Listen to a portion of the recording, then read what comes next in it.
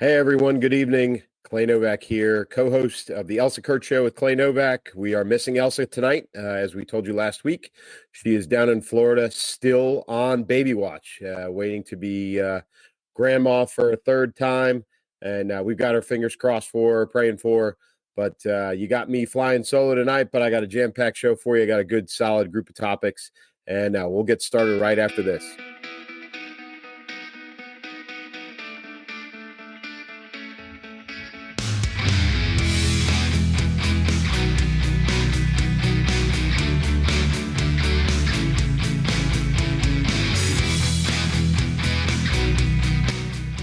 Okay, everybody. So first topic for tonight. A couple of weeks ago, end of February, the United States Army announced that they were reducing the overall force from 494,000 on active duty to 470,000 on active duty. A bit of a shock to a lot of us who've been around for a while. Post Desert Storm, there was a massive downsizing. A lot of active duty forces and responsibilities were moved to the National Guard and the reserves. And the active duty force dropped down to about 495,000, give or take a little bit. Now, during the wars going on in Iraq and Afghanistan, especially around 2007, if you all remember, it was called the Surge. There was an authorized increase where the Army was authorized because of the op tempo and the number of people we had deployed and trying to have folks recover and come back to the States and moving pieces everywhere. There was an authorized increase for a short period of time. I think they capped out at the highest. We were probably at about 525-ish. In the last few years, though, as we've talked about on this show, and I'm sure most of you have read or seen in the news, the Army, not just the Army, but specifically in this case, the Army has missed its recruiting goal for the last 2 years, consecutive years of minus 15,000 new recruits.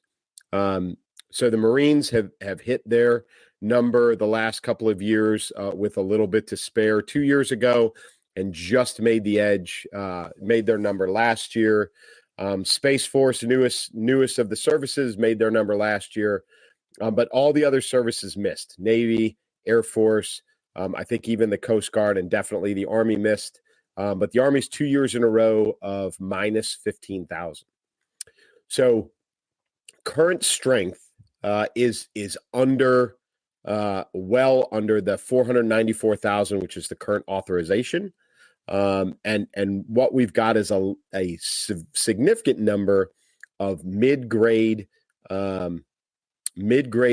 billets or manning spaces that are empty. The Army has also done a reevaluation of its needs, and based on the type of war or conflict that they anticipate fighting. So the drop in from 494,000 to 470,000 is mostly cuts. In fact, almost all of it is cuts to empty spaces that currently exist. So they're not getting rid of soldiers. They're not asking soldiers to leave.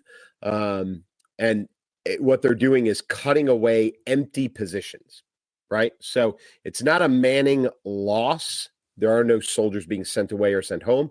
What it is a loss in the overall document, never to be refilled. So those 24,000-ish slots are just going away. And so where are they taking from? So I mentioned that the Army has done a reevaluation of what war they anticipate fighting or the type of warfare they anticipate conducting. So in their infinite wisdom, and this is very reminiscent to the late 1970s, post-Vietnam, the Army has decided that they're going to focus on large-scale conflict. And I've said it a number of times, we haven't done a good job of determining who our greatest threat is, and therefore how we're going to man and equip our Army and then train it to fight our most deadly foe. It looks like the Army, or at least DOD as a whole, has decided it is going to be large-scale conflict, which points directly to Russia, China, potentially North Korea as well, but definitely Russia and most likely China. So where is the Army cutting from? Well, when you fight large-scale conflict, and you've got to focus on that, you cut away from small-scale conflict. You cut away from counterinsurgency, which is what we've been doing actively and consistently for the past 23 years. Our Army, its current organizational structure, its current promotional timeline and guidelines and experience base, for those of us that participated in the shooting wars of Iraq and Afghanistan, it was all counterinsurgency. That's what we were all doing. It wasn't reserved for special operators, although that was their mission before the war started, but it became everybody's mission. Counterinsurgency was it. Again, very, very much like the post-Vietnam era, where the Army did the same thing. I could tell you that in 2005-06, I attended the Army Staff College, and we were developing a new counterinsurgency manual for the Army.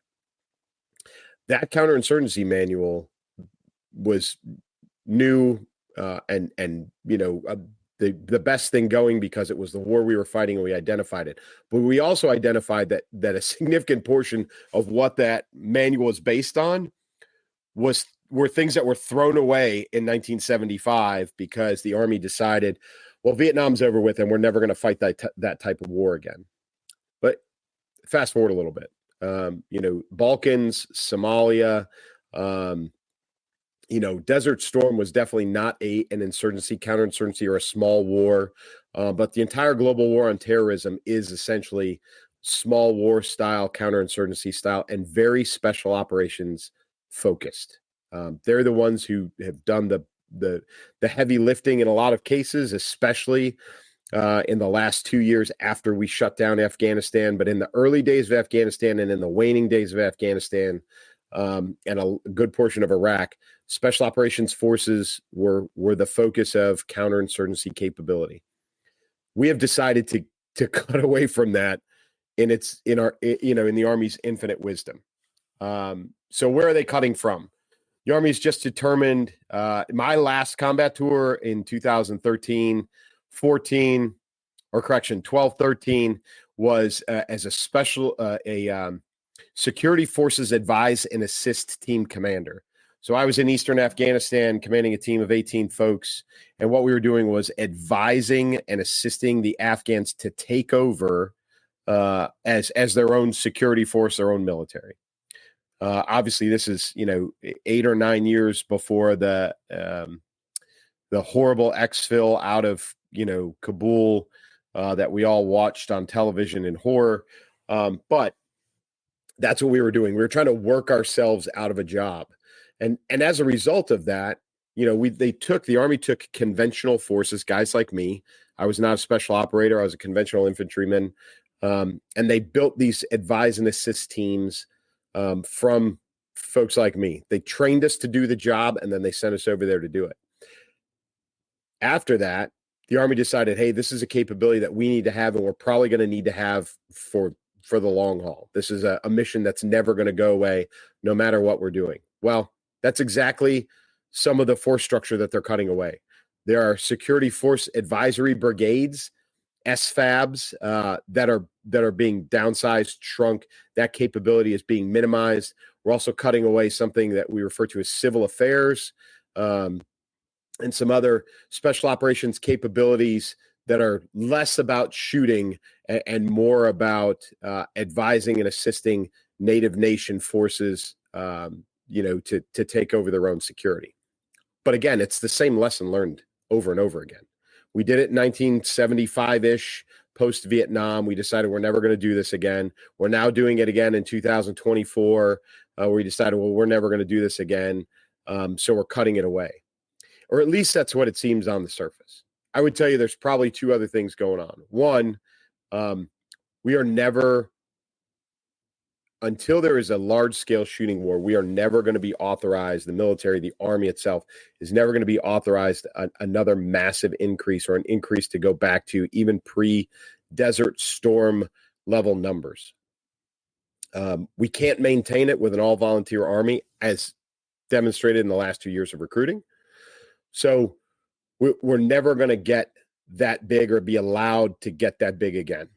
until the war starts, until the big war starts, in which case we'll be scrambling. There's potential for the draft to be enacted. But regardless of all that, we will never be a large army pre-1990 numbers again. So you have to prioritize, and that's what the Army's doing. And again, it is very reminiscent of the 80s, where we decided that the Soviets were the threat. We were going to build our military to fight the Soviets. We were going to build all of our manning to fight the Soviets. We were going to train to fight the Soviets. That's what we were going to do. We've done the same thing over again. And because our Army is even smaller than it was in the 80s, we've had to really, really prioritize where our active duty forces are going to focus. And the decision has been and is, we are going to focus on large-scale conflict. We're going to focus on tank and updated new technology, drone, anti-drone type fights. There are some capabilities that we developed, which is a wheeled mobile infantry capability based on the Stryker vehicle. That's Stryker with a Y if you've never seen one before. They're going to start cutting some of those away because it's not conducive to a lot of large-scale fighting. Great troop movement, very fast, very quiet, but the armor is very, very light, and it's not going to stand up to a tank or a armored personnel carrier type shooting war. So they're cutting away some of that. Again, this is about prioritization. What is most important if we have to fight someone like China, someone like Russia, someone like North Korea? If we're going to max out the capability of our active duty force, where are we going to focus it? And that's where we've decided we're going to focus. So we're cutting away some special operations capability. We're cutting away some mobility assets that aren't heavily armored and wouldn't necessarily be as useful. I'm not saying not useful, not as useful in the numbers that we currently have them against a foe like China or Russia. So we're cutting some of those away. And we're focusing more on, drone, anti-drone technology because that's going to be a big part of the fight. I would tell you there's also something else going on. There's a lot of optics that are being catered to. When you miss your recruiting goal by 15,000 2 years in a row, and you are not even meeting your manning requirement, it is very easy to say, change the manning requirement. We're right now we're more than 24,000 under strength. We're 30,000-ish under strength, give or take a little bit. So reduce the end strength number, and then you're not that far off. So in my opinion, there's a shell game that's going on right now. There's a little bit of cover your ass going on by the administration, a little bit of cover your ass going on by the DOD, and by, unfortunately, the current Army Chief of Staff has been left with this. This is a mess made by people before him, decisions made by people before him. And I'm going back not just the last Chief of Staff or the last two Chiefs of Staff, although they bear the brunt of it. But there were some decisions made even before that that affect this. And the General George, the current Chief of Staff of the Army, is kind of left to make decisions to rectify some of this stuff. And that's unfortunately what he's been tasked to do. But I think there's a bit of a shell game going on. I think we are hiding some of the manning issues by just flat out changing the balance sheet. If you're short 30,000, but you reduce the end number by 24,000, suddenly you're only short 6,000, and it looks a hell of a lot better. So I don't know how much of that played into this. My gut says it's a pretty significant number. When we cut away mid-level, multi-year, the folks that have the Manning document says, based on this rank structure, mid-grade leadership, junior to mid-grade NCOs and junior to mid-grade officers, those that have been in for 6 to 8 years to 10 years, and they're unfilled, so we cut them away. What that does is it shortens the opportunity for the new junior generation for their advancement. So, I know that doesn't make a whole lot of sense on the surface, but if you cut out the availability of mid-grade rank in certain numbers, then when the new generation comes in and it's infinitely harder for them to get promoted because there's a limitation on how many of them can get promoted and how quickly. Then you start to have retention issues. Then you start to have soldiers who, normally a couple of years ago, 10 years ago, would have enlisted and then re-enlisted because they have the potential to continue to grow and be promoted and lead soldiers and become leaders. Now, when it becomes infinitely harder and they have less of an opportunity to get promoted in their specific career field, they do one enlistment and they get out. So my anticipation is that while we're shortening the Manning document and we're cutting out empty slots as they are now to kind of make up for our recruiting problem, we're going to end up having a retention problem in the next few years. So I think this is, robbing Peter to pay Paul. And I think, probably 5 to 6 years from now, again, a new chief of staff of the Army later, we're going to have a different set of problems to deal with. And hopefully we are not, and hope is not a course of action, but that's kind of where we're at. Hopefully we're not in the middle of fighting a fairly sizable shooting war when that happens. So keep an eye on that. If you're concerned, and you should be, that the Army, the military has been professing capabilities to fight multiple foes on multiple fronts, multiple locations across the globe. A reduction in end strength does not make that possible. It actually makes it much more difficult. In fact, I would tell you it makes it impossible. You probably need to start talking to your congressman and start asking the hard questions of how are we really going to fix this to continue to provide defense for this nation? Because it's not by reducing the Army number overall if you're worried about a large-scale foe in China who has a military 10 times the size of ours. Us getting smaller is not helping that. It's not an easy nut to crack, but we all need to start asking questions of our elected officials to find out what they really believe to be the plan and if there is even a plan. My guess is right now they're developing a plan and a long-term strategy. It's just not done yet. And I think that this most recent move to reduce 24,000 off the end strength of the Army was a really poor, rash decision.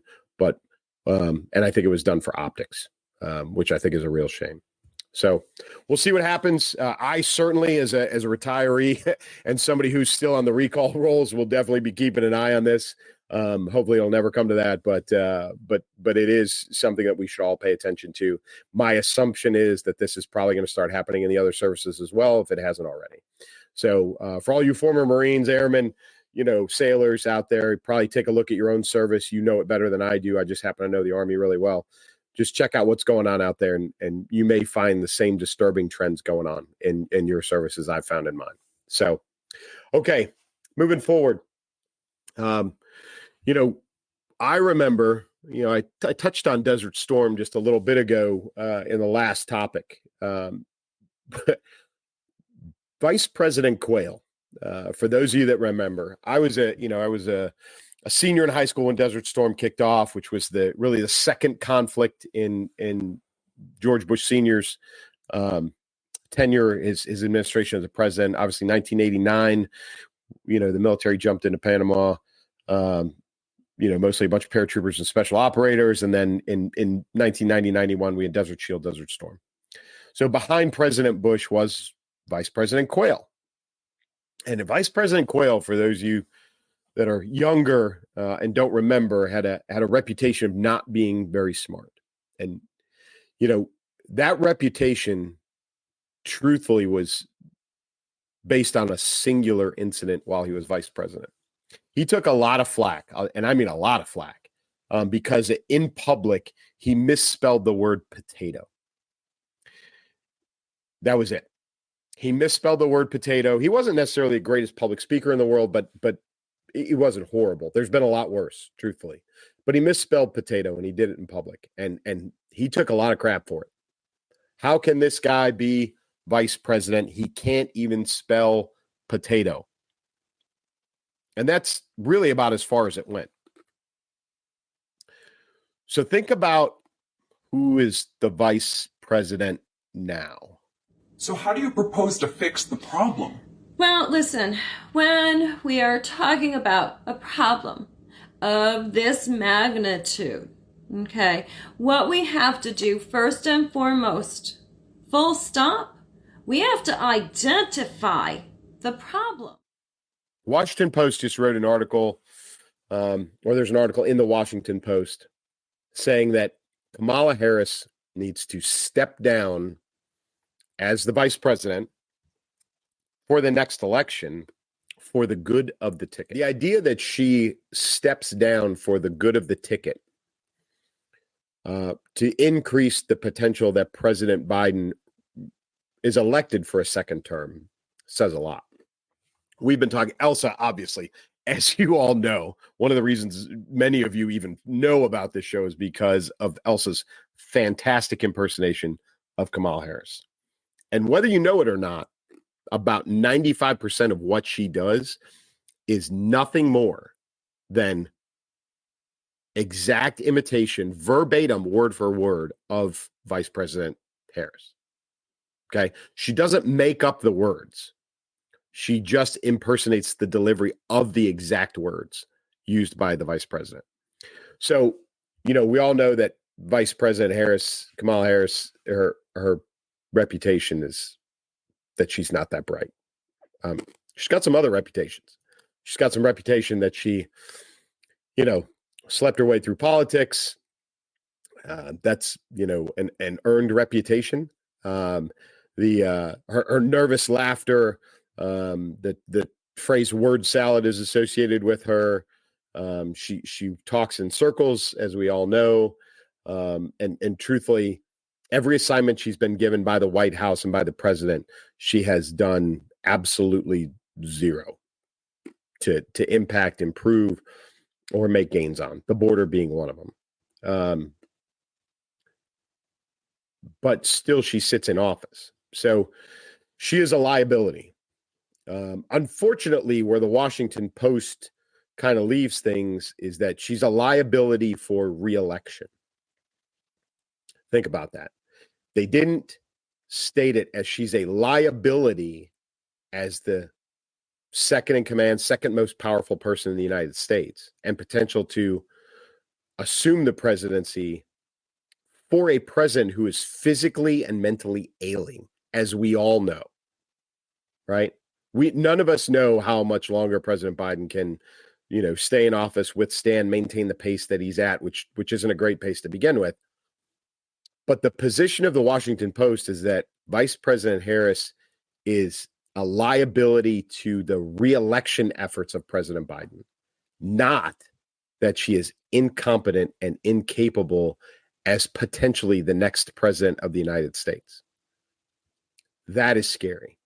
And it's scary because 30 years ago, 35 years ago, we had a vice president who people wanted to remove from office because he misspelled potato, which was truthfully one of his only failings and his only public failing. He misspelled potato and people wanted him removed. We have Vice President Harris, who is as incompetent as any politician who has moved through the presidency or vice presidency in my lifetime. And the concern from the Washington Post, although valid, that she is a hindrance and a liability to the reelection of the current president, fails to mention that if she's a liability for reelection, she is a liability every day that she shows up for work. And there is no motion and no movement to remove her from office for that reason versus the liability on reelection. I think it's shameful. It's shameful journalism. I understand where they're coming from. And I understand that they're saying it for the good of the Democratic Party, for the good of President Biden, for the good of, in their eyes, the good of the author's eyes, the good of the country, the good of the nation, to keep President Biden in office and keep former President Trump out. But the fact that they're overlooking her lack of capability, her incompetency to even serve as vice president, is astounding to me. We've talked about the nation has talked about removing the president. They talked about with President Trump. We talked about President Biden. enacting the amendment to get him out of office. We need to have those discussions about Vice President Harris immediately. She is one heart attack, one slip, trip, and fall, one trip over a sandbag on stage. She's 1 second away from becoming the president. And when the media is saying she is a danger to the president being reelected, then she is a danger to all of us. She's a danger to the country.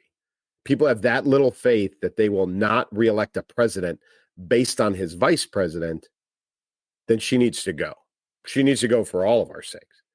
And I don't care if you vote Democrat or Republican. You should be worried about her as vice president today, not just come November when the election rolls around.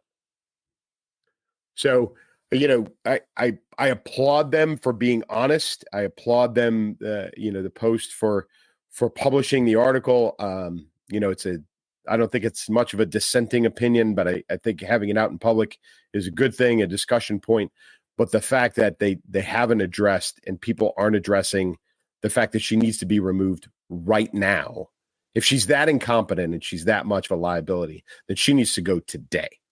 Not in November, not her stepping down for the election, not, the next time the inauguration rolls around, if President Biden gets reelected, or an adjusted ticket, anything like that. If she's that bad, she needs to go now. Because, they just gave President Biden a new pair of shoes that they give to people who suffer from dementia and Alzheimer's to maintain their balance. So he's not a stable man, physically, on his feet, or mentally, as most of us know. And if he's not that, and there is that big of a concern, then we need to be concerned about who's replacing him right now, today. This isn't about the next election. It's not about the next ticket. It's about today. So, again, another one of those things to keep your eyes on, keep your ears open. We've talked about President Biden potentially bowing out, being asked to bow out, Gavin Newsom, Michelle Obama's potential replacements. We've talked a lot about President Biden and his capability or lack thereof to either be reelected or to serve a second term. But we haven't been talking about the reality of today with Vice President Harris. If she is that big of a liability, she needs to go. And we all need to start talking about it out loud in those terms and not just in terms of the election, because it really is that close for all of us. Okay, so, she is the border czar, right? Which again was one of those flash in the pan. We're gonna give it to Kamala. We're gonna see what she can do with it, and we're gonna make her the border czar. I don't even remember how long it took her to get to the border. I don't understand why people are constantly asking me, have I been to on the border? I have been to on the border many times. Okay? What is the problem that you're all making here? They're asking if you've been to the border. What? To the border. Well, listen, on the border, how am I to know the difference? I don't know. I still don't even know if she's been there. I know that she made trips south. I know that she talked to leaders from Central American nations and Mexico. I know that she did all of those things haphazardly and truthfully not all that well. And then her role as the border czar just kind of faded away. But the threat at the border, as we all know, has not gotten any better. In fact, it's gotten worse. So on top of the perpetual flow across the southern border. We're also learning, obviously, that, we've been flying in migrants from Haiti, Venezuela, and other Caribbean and Central American nations in the thousands, plus the illegal border crossing, across Texas, Arizona, New Mexico, and California. There's no potential to secure the border. There's no move to secure the border by the current administration. There's only blame to be given to the Republicans, as we saw in the State of the Union. It's their fault that the border's not secure. Not that President Trump tried to build a wall that was then torn down, and then the parts were sold off, and the border's been opened. And we all know why. This is about votes. It's about altering the census. It's about getting more representation in federal government, as well as more votes for the White House. We all know that. But we and I've said this before, but it's growing.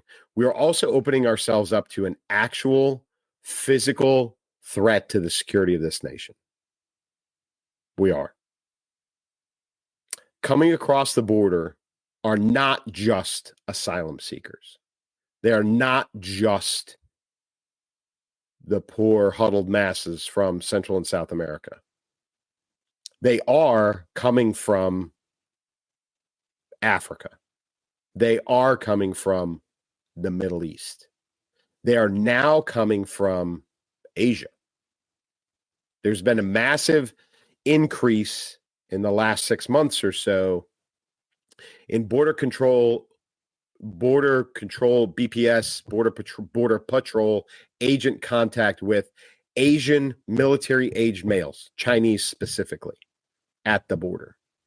Okay, we all know that the numbers of illegal crossers being interdicted by BPS is lower than it should be, because there's just not enough of them to go around, and the sheer numbers, the mass of humanity that's coming across our border is too much for them to manage. It's too much for them to handle. They're being overwhelmed. And oh, by the way, many of them are being pulled away from actually patrolling and stopping crossers to processing crossers who've already been, caught or, been put into holding facilities, et cetera. We talked about this a few weeks ago.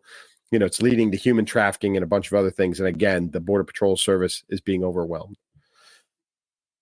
But now what we're starting to see is a physical threat, security threat to this nation, because again, you've got undocumented individuals from Africa. Some of them may legitimately be asylum seekers. Okay. So they move from Africa to Central South America, right? And then they get in line with everybody else and they start moving towards the U.S. border and come across. We're starting to see those folks from the Middle East. That's been going on for a number of years. I talked about this before. We had evidence of that even way back over 10 years ago, when I was stationed and living at Fort Bliss, Texas, outside of El Paso or in El Paso. There were Middle Eastern military-age males coming across the border then, again, 10 to 12 years ago. There was speculation of trained military from the Middle East, places like Iran, moving across the border. That has not changed. It's actually increased in the last decade. But now you've got China in the mix. You've got Chinese nationals, males, being caught in large numbers at the border. So that's not even counting the ones that slip through and don't get touched and don't get caught. I'm just talking about the ones that get caught. So now you've got Chinese nationals coming across the border. That's frightening enough. Now, are some of them potentially seeking asylum? Maybe. I mean, China's not necessarily the greatest place in the world. I would probably want to escape from there as well. But if that was what I was doing, it probably wouldn't be through Mexico to try and sneak across the border in the United States. I would probably find another way or another place to go. But this is happening. What's more disturbing, truthfully, is the reports of drones being used in and around the U.S. southern border. So those drones are being used for any one of a number of reasons. They're being used for reconnaissance of places to cross. They're being used for surveillance of U.S. Border Patrol Service and any other U.S. law enforcement or military force that's in and around the border area. You get the right kind of drone and you get it high enough, even if it stays in Mexican airspace, It can look into the United States and see what's where. They can monitor vehicles and people that are patrolling the border and find better places to cross. The question is, who is operating them? The reports that I've seen and I've heard is that a number of these are being made, operated, and controlled by China or by Chinese agents operating in Mexico. Whether covertly or overtly, they're in Mexico and they're operating these drones in and around the U.S. southern border. That's frightening because now you have an actual, it's not just people and it's not just speculative on their intent once they get across the border. This is actual spying and espionage immediately in the border vicinity of the United States by a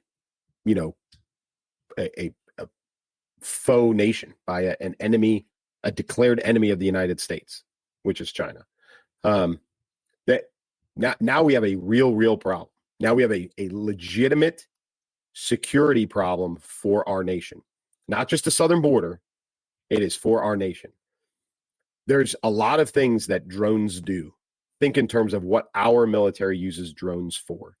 We use drones to surveil, conduct reconnaissance, watch people, watch places. We arm our drones. They have strike capability that we maximized for a significant portion of the global war on terror. Now, I'm not saying that those drones are armed. I have heard not a single report of that being true. So don't take it as that. However, they don't fly just to fly. They have cameras mounted on them. They have the potential to have radio communications or cell phone communications capabilities mounted on them. And if they do, what are they seeing? What are they observing? What are they reporting? How are they reporting it? And who are they reporting it to? Those are the questions we need to know the answers to, right? We know the questions, but we need to find out the answers. So now this requires drone capturing. This requires movement into Mexico or Mexican airspace to try and counter these drones. It requires an agreement with Mexico, and then a lot of careful analysis of what are we going to do with that information once we get it. If we have unarmed drones flying in and around the southern border and they're operated by China, we have a significant problem. But how do we handle that with China? If they fly one, what do we do? If we capture it, what do we do? If we're forced to shoot it down, what do we do? These are the same questions that we had answers to readily available for a number of years in and around Alaska, when we have, and still happens often, that Russian aircraft, Russian bombers, and now Chinese balloons fly across the United States. Question is, what do we do and what are we doing and who's doing it? And do we have, it was a lot easier and is a lot easier when it's off the Pacific coast and it's off of Alaska or even off the Canadian coast, because there's an agreement there with Canada, but also off of our own coast. We have a lot of freedom to do a lot of things. These drones are being operated out of Mexico and in Mexican airspace. So we've got to work that out with Mexico first as to who's going to do what. Are they going to handle it? Are we going to handle it? How are we going to handle it? And what are we going to do in terms of dealing with China once it does happen? But in the meantime, we have a threat. And even putting up a wall will stop migrants from coming across, illegal immigrants, migrants from coming across. It is not going to stop small, handheld, or even larger than that drones being operated out of Mexico by a third nation, whoever it is, China or otherwise. A wall's not going to stop that. We need to develop policy very, very quickly in an agreement with Mexico, if we haven't already, to address this threat. It's a threat to us, but it's a threat to them too, although my guess is all the cameras are facing inside the United States and not into Mexico. But this is a real threat, and it's all initiated by the lack of security at our southern border, by this administration, more importantly, by the current border czar and resident idiot, Vice President Kamala Harris, who's done absolutely nothing and continues to do nothing. The president continues to do nothing.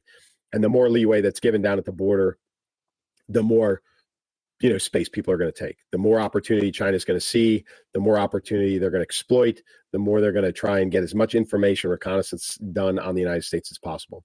We don't know. They could be plotting invasion routes. Anybody ever seen the movie Red Dawn? Like, that is exactly how some of this happened. Okay. Right. Come up through Mexico. Right. And that's exactly what this looks like. Right. To me, as a military professional, that's what this looks like, is reconnaissance for potential invasion. It's setting conditions, gaining intelligence prior to a large scale military operation. That's what it looks like. So again, very, very scary.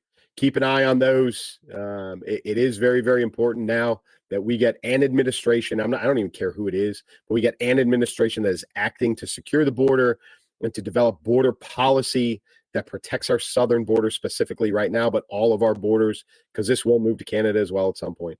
But they've got to do something. Sitting on their ass doing nothing is not doing us any good. It's actually making things worse in more ways than we anticipated. We've been worried about and focused on the ground for so long that we haven't been paying attention to, 100, 150, 200 feet, 500 feet, 1,000 feet above the ground with these small drones. But that's what we're starting to see. So keep an eye on that. We've got to secure the southern border, and that requires, an administration to have the balls to do it, which we currently don't have.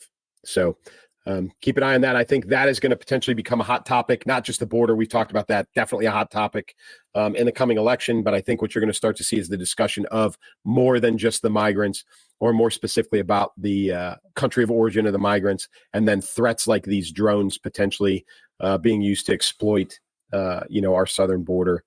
And I think you're going to start to see a lot more of that discussed as we approach the election. So definitely not a topic to lose sight of. President Trump, the other day, in a speech, used the word bloodbath. I'm sure some of you saw this. I'm sure some of you did the same thing I did. Shook your head a little bit at the word choice. He has a tendency to provide fodder for the media, and that's exactly what happened. So the media did what they do. The media took the word bloodbath. Now, for those of you that didn't see this and haven't heard this, he was speaking in terms of what he said was, in the short version, is if I don't get reelected, there's going to be a bloodbath. And what he was referencing was the auto industry specifically. If he doesn't get reelected, China, Mexico, other nations that, build a lot of cars are going to destroy the U.S. auto industry. There will be a bloodbath, is what he was talking about. That, of course, that portion of it has been completely left off by a number of mainstream media outlets, right? Your big three networks, their affiliates, CNN, MSNBC, all that stuff. So what the headlines are saying is President Trump said, if I don't get elected, there's going to be a bloodbath, insinuating, and some of them outright saying he was, making a reference to or trying to incite violence if he doesn't get reelected. So then on top of that, you've got idiots like Keith Olbermann. And yes, somebody, if you know him or if you're associated with him, feel free to tag him because Keith Olbermann is an idiot. He is one of these guys that took that, again, out of context and then turned around. He accused President Trump of talking about, inciting violence and all these horrible things, and then said, we can only hope, kind of making a reference that President Trump would be the victim of violence. This is a guy who made a career out of being a sportscaster who never played sports. So, he's become hyper liberal in the last, 15 years or so, loves to run his mouth, pretend he's a tough guy. He's another one of those. And, and now he's doing the same things that many people were doing, 8 years ago when President Trump was running for office. What was her name? The crappy female comedian, Chicagoan, holding his, President Trump's, mock-up of his head. It's the same kind of thing, hoping for violence against a former president, I'm fairly confident is criminal. And Keith Olbermann should probably be held accountable for that, especially since this is media manipulation. The media is manipulating the story. Like I said, the actual quote and the full context of the quote had to do with the auto industry. That's all it was. Now, Elsa actually posted or reposted a tweet of actually, I think it was her generated it, where it was Webster's dictionary and an alternate definition of the word bloodbath was referencing a horrible economic event. So, that right there tells you that he, although a poor choice of word, leaves a lot to be desired, in my opinion, also was not wrong. It was actually correct use of the word as an alternate definition. So he used it, and of course the media jumped on it and turned it into something it's not, as they tend to do, and made it, almost a January 6th insurrection reference. President Trump is going to make sure that if he doesn't get reelected, that there's a civil war and there's massive violence and all these other things. He's trying to incite, another insurrection, whatever. It's all media manipulation. They know what the quote was. They have the video footage. They all do. They chose to, as a whole, as a majority, as a community, the media, mainstream media, chose to provide all of us, the voting public, the citizens of the United States, a bullshit story. They lied. It's lying by omission. That's what they chose to do. They lied to all of us by manipulating that story the way that they did. They know the truth. It's out there. It's not hidden. They chose to take advantage of those who don't know the whole story and will take it at face value, and they lied. Lying by omission. So it's more proof, for those of you that didn't know, that the media manipulates voters. That's what they do, right? We just saw the other day that we found out Google has been manipulating elections for the past, I think, 4 presidential elections. I think going back to 2008, they have been altering the algorithm to change the outcome when you Google certain things, when you search certain things, when it related to specific candidates and specific topics. It changed what you saw. That's election tampering, by the way. But that's what the media is doing. That's what the media is doing in this case specifically. And again, it's something that none of us need to stand for. None of us should tolerate. And you vote with your feet. You don't watch. You find an alternative news source. Twitter with independent journalism making a comeback over on X with Elon Musk is a great place to do that. But there's plenty of standalone independent journalists who are doing great work out there.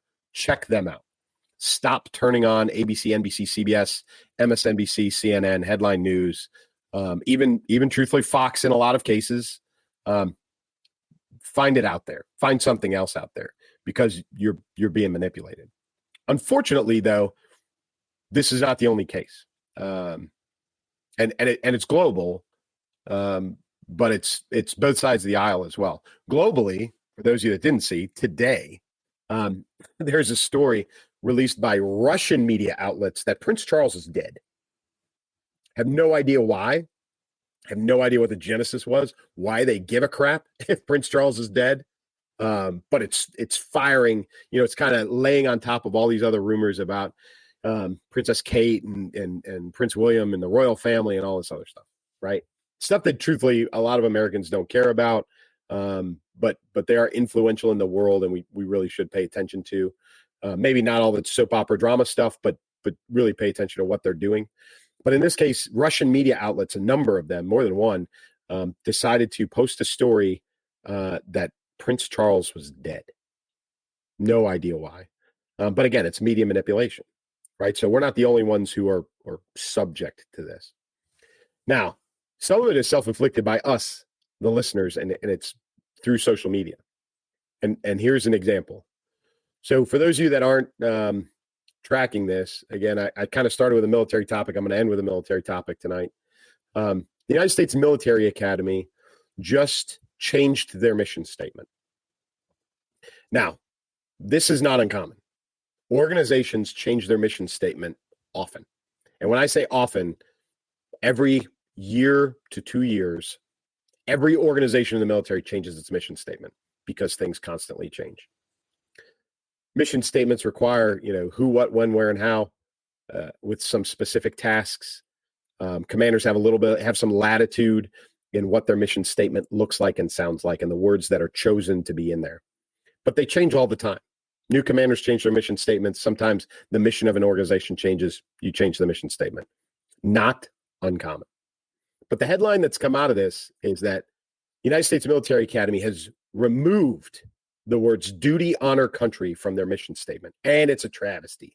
And this is the new woke military. And this, and all these people, conservatives, and truthfully, a bunch of former military people who should know better, are losing their mind over this thing. Okay? Let me explain something to everybody. A couple things. One, General Gillen, I don't know him personally. He is the superintendent at the military academy. By reputation, superstar, rock star guy, special operator for a number of years, infantryman. I don't know a single person who does not look well on that man. His leadership capability, his capability as a soldier, all of those things, and as a true American. Okay.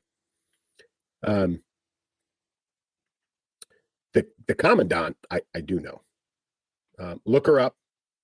Lori, she's a helo pilot, CH-47 pilot. I went to staff college with her a number of years ago. And I know her husband, who's a former Army officer as well. She is a fantastic Army officer. Fantastic. She's a commandant of the United States Military Academy. Those two leaders will not be influenced by anything woke. Okay. This whole headline and all this uproar is manufactured 100% by people who don't know and understand. And here's how I know. Because duty, honor, country has been the motto, not the mission statement, the motto at West Point for going on 100 years. Okay. Or over 100 years. It is still the motto of West Point. That has not and probably will never change. Duty, honor, country, those words were never in the mission statement for West Point until 2016. 2016, okay? Before 2016, was that a problem, that it wasn't in the mission statement? Anybody? No, it wasn't. It was not. Removing it because the mission statement changed is also not a problem. This is being so blown out of proportion by people who don't know and don't understand. If you think it should be in the mission statement, that's one thing. But if you're trying to blame this on some woke bullshit, that's not what this is. Your ire is misplaced, and it's due to ignorance and a lack of understanding. That's what this is. Okay? They rewrote the mission statement. I guarantee you that the cadets that they're pumping out as second lieutenants every year are just as good as they were 5 years ago, 2 years ago, 10 years ago, before 2016. Okay? This is not about removing duty, honor, country from West Point, because that has not happened. It is still there. It is still the motto. It is not leaving.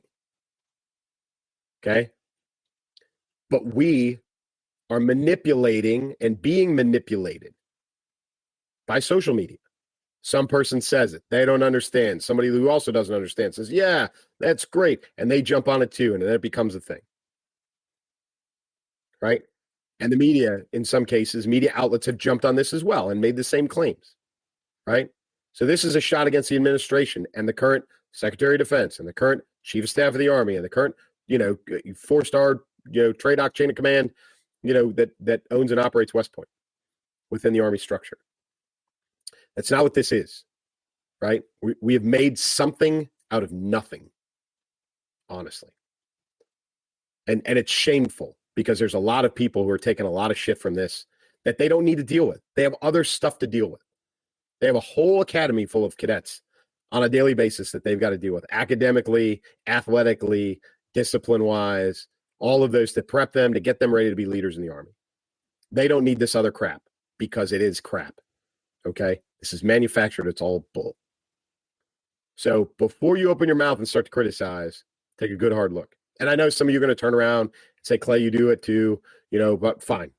Poke fingers at me. I got time on my hands. You want to get in an argument with me? That's fine. I don't care.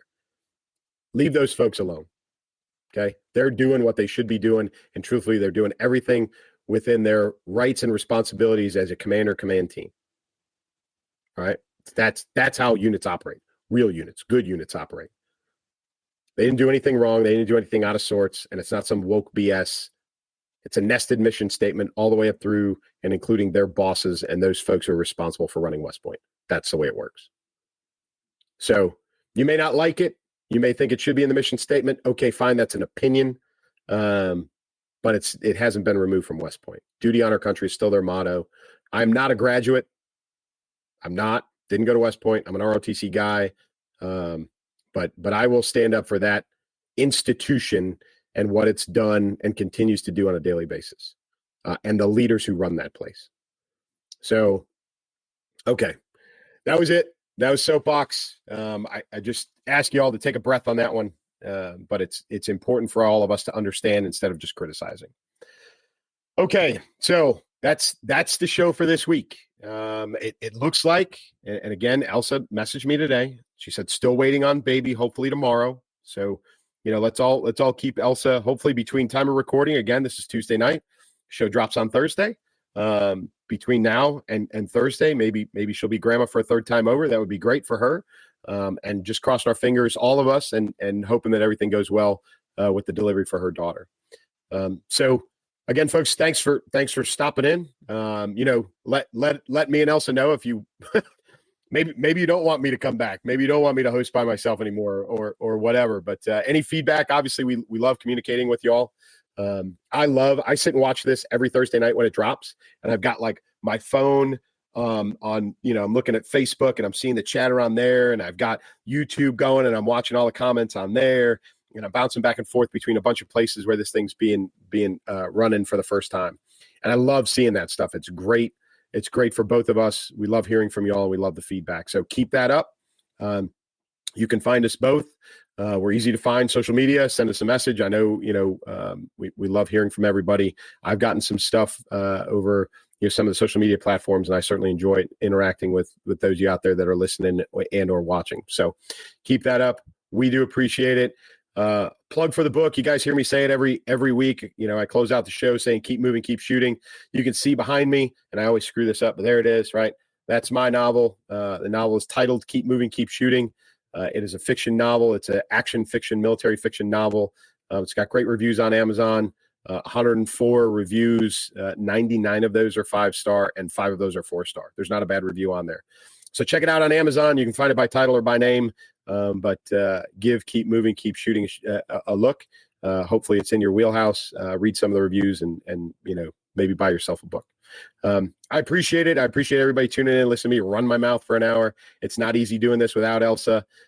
She's always a great sounding board, and we have a good time doing it for all of you, as well as just talking to each other. So I will be back again next week running the show solo. And until then, good night from Elsa, but from me, as always, keep moving, keep moving.